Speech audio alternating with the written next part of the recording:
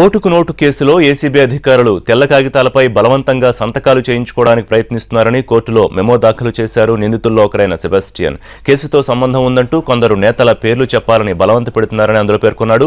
ఇవాళ అతనితో పాటు ఎమ్మెల్యే రేవంత్ రెడ్డి, ఉదయ్ సింహ ఏసీబీ కోర్టు ముందు హాజరయ్యారు. అయితే కేసులో ఛార్జ్షీట్ దాఖలు చేసిన ఏసీబీ అందులో విచారణ తేదీని పేర్కొనలేదన్న కోర్టు ఆగస్టు 14న కోర్టు ముందు హాజరు కావాలని ముగ్గురు నిందితులను ఆదేశించింది. ACB city range 1 2015లో A1 Revanth Reddy గారు అంటే లాస్ట్ టైం మెజిస్ట్రేట్ గారు ఆర్డర్ చేశారు ఖచ్చితంగా హాజరవ్వాలని. దాని ప్రకారము ఈ కోర్టుకి హాజరయ్యారు. ఆల్రెడీ ఛార్జ్షీట్ ఫైల్ అయింది, అది నా కన్సిడరేషన్లో ఉంది. తర్వాత తదుపరి నేను దానికి నంబర్ ఇస్తాను, అంటే మీకు సమన్స్ ఏవి రావు. మీరు 14/8/2015 రోజు ముగ్గురు కూడా ఏసీబీ స్పెషల్ జడ్జి గారి ముందు హాజరవ్వమని మన స్పెషల్ జడ్జి గారు చెప్పారు. జడ్జి గారు అంటే ఎప్పుడు విచారిస్తారో తెలియదు.